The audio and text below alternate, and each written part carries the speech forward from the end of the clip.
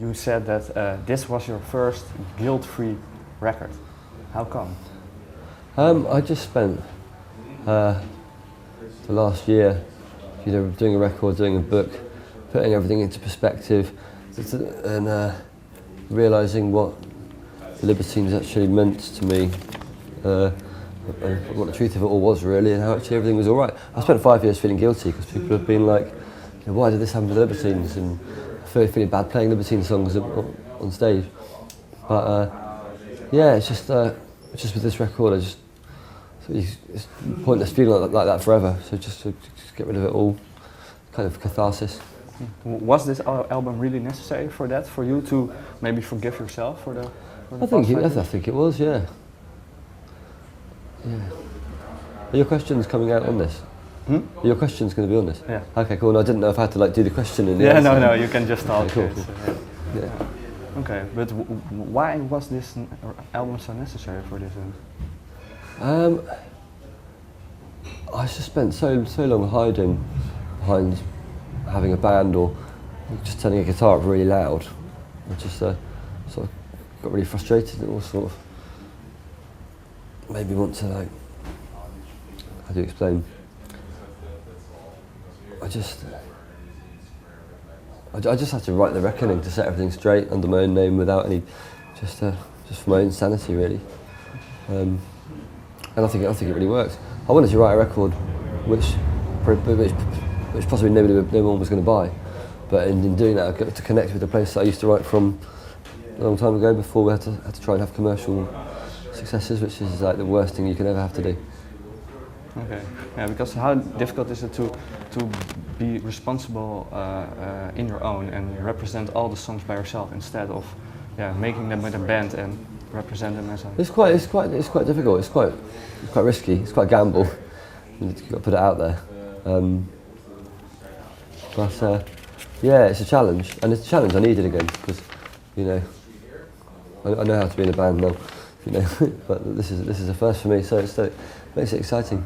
Okay, yeah, because when I was listening to this record, it also sounded a little bit theatrical in a way. Is this maybe also for you a way to explore different passions, like acting, for example, and theatre or something like that? Well, when I did that, when I was in the theatre, it wasn't very different from being in a band really, and I think you can sort of cross mediums, and some of the songs are a bit more theatrical, but yeah, it's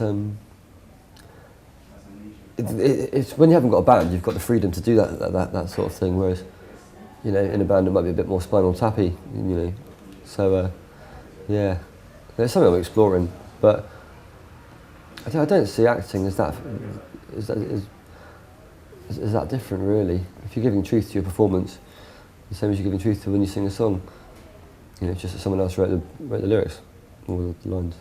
Is it for you difficult to speak the truth in your lyrics or maybe in your acting as well? Not really. I think I used to always write about escape. So this thing, and so this I turned around and just wrote about the actual reality.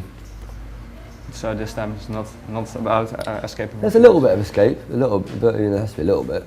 But essentially, I'm writing about things that are direct experiences. Yeah, so maybe, like you said before, it's more putting yourself in perspective instead of... You studied drama in the 90s, and sort of. Yeah. I was supposed to. Yeah.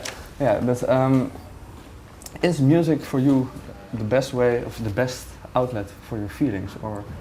Yeah, I think music is. It becomes part of your vocabulary. It becomes as necessary as any kind of talking or any kind of emoting. Okay. And also autobiography is going to be released as well. Yeah. That's a whole different art form as well. Or is that also blending things? I think it's kind of linked as well, really.